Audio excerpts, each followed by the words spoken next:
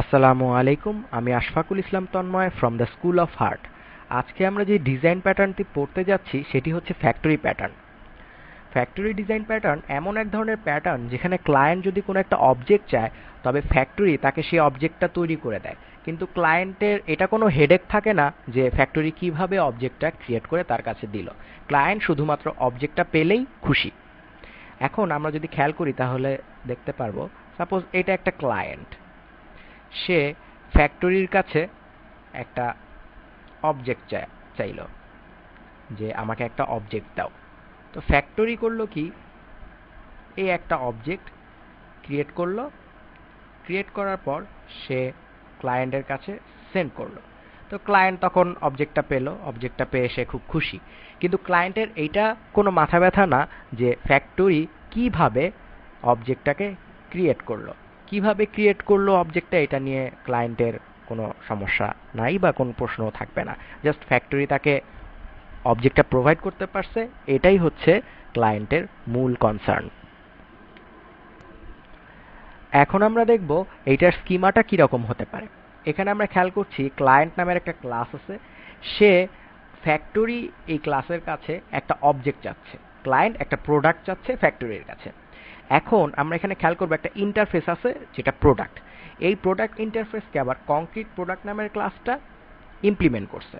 এখন ক্লায়েন্ট যখন কোনো একটা অবজেক্ট চাবে, তখন ফ্যাক্টরির দায়িত্ব হচ্ছে সে এই কংক্রিট প্রোডাক্টটাকে বানাবে, এবং কংক্রিট প্রোডাক্টটাকে বানিয়ে এই ইন্টারফেসের কে যেহেতু এই কংক্রিট প্রোডাক্টটা ইমপ্লিমেন্ট করছে, সো এই ইন্টারফেসের মাধ্যমে ক্লায়েন্টের কাছে অবজেক্টটাকে পৌঁছে দিবে। এটাই ফ্যাক্টরির কাজ। অর্থাৎ ফ্যাক্টরি অবজেক্টটা কিভাবে বানালো এইটা নিয়ে ক্লায়েন্টের কোনো কনসার্ন নেই, জাস্ট ক্লায়েন্ট এই অবজেক্টটা পেয়েছে, এটাই ক্লায়েন্টের মেইন কনসার্ন। এখন আমরা দেখি কিভাবে জিনিসটা আসলে কাজ করে। ক্লায়েন্ট একটা অবজেক্ট ফ্যাক্টরির কাছে চাচ্ছে। সাপোজ ক্লায়েন্ট আসলো, এসে ফ্যাক্টরির কাছে বলল যে আমাকে একটা জুস তৈরি করে দাও। তো ফ্যাক্টরির কাজ হচ্ছে জুস তৈরি করে দাও। এখন সেই জুসটা ম্যাঙ্গো জুস হবে নাকি অরেঞ্জ জুস হবে, সেটা ফ্যাক্টরির ব্যাপার। ফ্যাক্টরি জাস্ট সেই জুসটা ক্রিয়েট করলো, জুসটা ক্রিয়েট করার পর সে এটা ক্লায়েন্টের কাছে পাঠালো। এই যে ক্লায়েন্টের কাছে সে পাঠালো, এই পাঠানোর সময় আমরা যদি খেয়াল করি যে এই যে আমরা ইন্টারফেসটা ইউজ করেছিলাম স্কিমাতে, এই ইন্টারফেসের দিয়ে র্যাপ করে কিন্তু আমরা এই কংক্রিট প্রোডাক্টটাকে পাঠাই। অর্থাৎ যখন এই ক্লায়েন্ট এই জুসটা পেলো, সে খুব খুশি। কিন্তু সেটা ম্যাঙ্গো জুস নাকি অরেঞ্জ জুস, সেটা কিভাবে বানালো ফ্যাক্টরি, ফ্যাক্টরি কিভাবে জিনিসটা বানালো, এটা নিয়ে ক্লায়েন্টের কোনো হেডেক থাকতেছে না। অর্থাৎ ক্লায়েন্ট জানতেছে না কিভাবে অবজেক্টটা ক্রিয়েট হলো।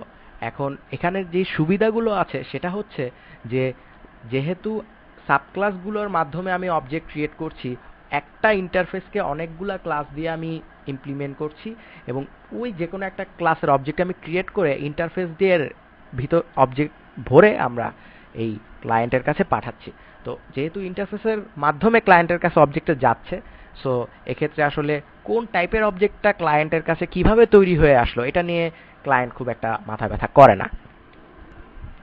এখন আমরা দেখব এই ফ্যাক্টরি প্যাটার্নটার অ্যাডভান্টেজ।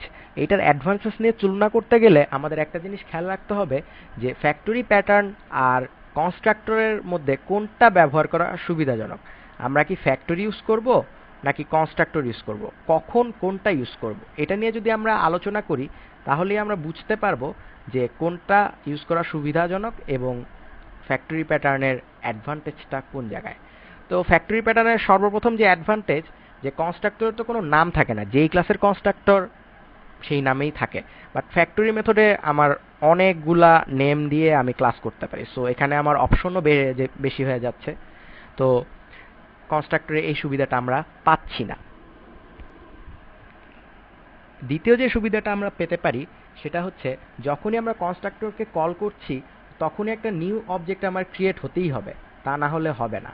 অর্থাৎ নিউ একটা অবজেক্ট ক্রিয়েট হচ্ছে, বাট ফ্যাক্টরি মেথডে নিউ একটা অবজেক্ট আমার ক্রিয়েট করতে হবে এমন কোনো কথা নেই, আমরা এটা অন্যভাবেও ইমপ্লিমেন্ট করতে পারি। আর ৩ নাম্বার যে সুবিধাটা হচ্ছে কনস্ট্রাক্টরের কোনো রিটার্ন টাইপ নেই।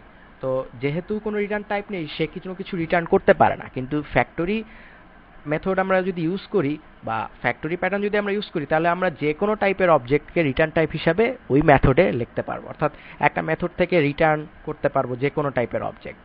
বাট কনস্ট্রাক্টরের ক্ষেত্রে এই সুবিধাটা আমার থাকতেছে না। সো আমরা মোটামুটি বুঝতে পারতেছি যে আমরা নর্মালি যদি সাব ক্লাসিং করে কাজটা করি, কোনো একটা অবজেক্ট ক্রিয়েট করি, তাহলে আমার সব সময় সব ক্ষেত্রে সুবিধা হচ্ছে না। কিন্তু ফ্যাক্টরি প্যাটার্ন যদি আমরা ইউজ করি, তাহলে অনেক ক্ষেত্রেই আমরা নানা ধরনের সুবিধা পাচ্ছি। সো এই ছিল আজকে এই ফ্যাক্টরি প্যাটার্ন সম্পর্কে। আশা করি সবার কাছে ভালো লেগেছে। সবাইকে অসংখ্য ধন্যবাদ। Thank you.